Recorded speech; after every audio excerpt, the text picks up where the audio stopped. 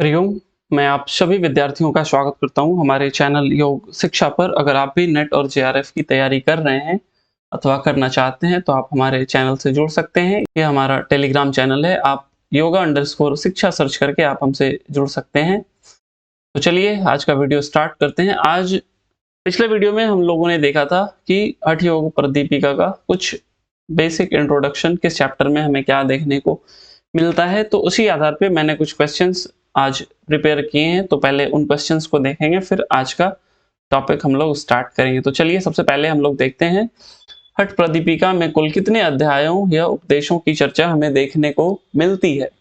अगर आपने मेरा पिछला वीडियो देखा होगा जिसमें मैंने बेसिक इंट्रोडक्शन ऑफ हठ योग प्रदीपिका बताया था, तो आपको पता होगा कि हम लोग कितने चैप्टर पढ़ते हैं। तो जो हमारा बिहार स्कूल ऑफ योगा द्वारा प्रकाशित बुक है हठ योग प्रदीपिका, इसमें हमें 4 अध्यायों की चर्चा मिलती है, और कैवल्य धाम द्वारा प्रकाशित बुक, इसमें हमें 5 अध्यायों की चर्चा मिलती है। पांचों अध्यायों की चर्चा मैंने बहुत अच्छे से पिछले वीडियो में बताया था। आप नहीं देखें तो लिंक मैं डिस्क्रिप्शन में दे दूंगा, आप जाके उस वीडियो को, मस्ट वॉच वीडियो है, आप उसे जरूर देखें। तो इसका उत्तर हमारा बोथ 1 और 2 हो जाएगा। 4 और 5 दोनों उपदेशों की चर्चा हमें देखने को मिलती है। अगला क्वेश्चन देखते हैं।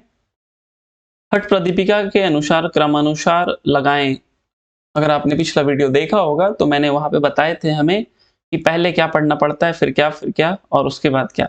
तो जब आप देखिएगा तो ये हमें प्रथम उपदेश के अंतर्गत सबसे पहले हम लोग क्या पढ़ते हैं, बाधक तत्व, फिर साधक तत्व, फिर आसन की चर्चा देखने को मिलती है, और फिर मिताहार की चर्चा। तो सबसे पहले क्या आ गया, 3, 2, 1, 4। मैंने बताया भी था कि आप पहले बाधक बोलिएगा, क्योंकि हम लोग पहले बाधक पढ़ते हैं फिर साधक। जनरली सब लोग साधक बाधक बोलते हैं, तो थोड़ा सा कंफ्यूजन में आप गलती कर बैठिएगा। तो अगला क्वेश्चन देखते हैं।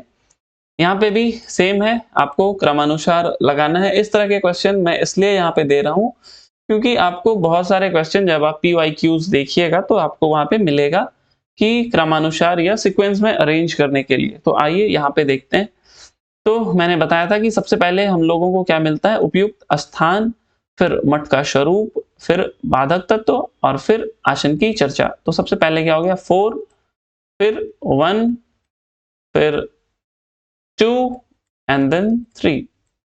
आप वीडियो पॉज करके आप अपना ऑप्शंस पहले सेलेक्ट कर लें, और फिर वीडियो को कंटिन्यू करके आप देखें कि आपके आंसर हमारे आंसर से मैच हो रहे हैं कि नहीं हो रहे। ये हमारा सही तरीका रहेगा, आप उस तरीके से इसको देखिए।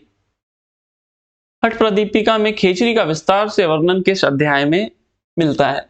तो हम लोगों ने देखा था कि मुद्रा की चर्चा हमें तीसरे अध्याय में मिलती है, लेकिन वहां पे विस्तार से चर्चा नहीं की गई है खेचरी की। तो खेचरी की विस्तार की से चर्चा हमें चौथे अध्याय में देखने को मिलती है। तो चलिए लास्ट क्वेश्चन हम लोग देखते हैं, कौन से एक उपदेश का नाम हठ प्रदीपिका में नहीं है। तो अगर आपने हमारा पिछला वीडियो नहीं देखा होगा तो आप इसका उत्तर नहीं बता पाएंगे। तो वहां पे मैंने बताया था कि जो 4 चैप्टर यहाँ पे हमें देखने को मिलते हैं हठ योग प्रदीपिका में, तो इन 4 चैप्टर के नाम कौन कौन से हैं, तो सबसे पहले उसको देख लेते हैं।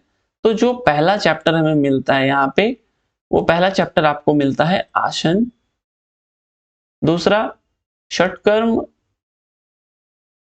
एंड प्राणायाम, तीसरा मुद्रा एंड बंद, एंड चौथा समाधि मिलती है। पिछले वीडियो में मैंने बहुत अच्छे से बताया था, आप जरूर देखें। यहां पे क्या मिलता है, आसन, प्राणायाम, तीसरा मुद्रा, और चौथा नादानुसंधान, और जो 5वां चैप्टर मिलता है यौगिक चिकित्सा।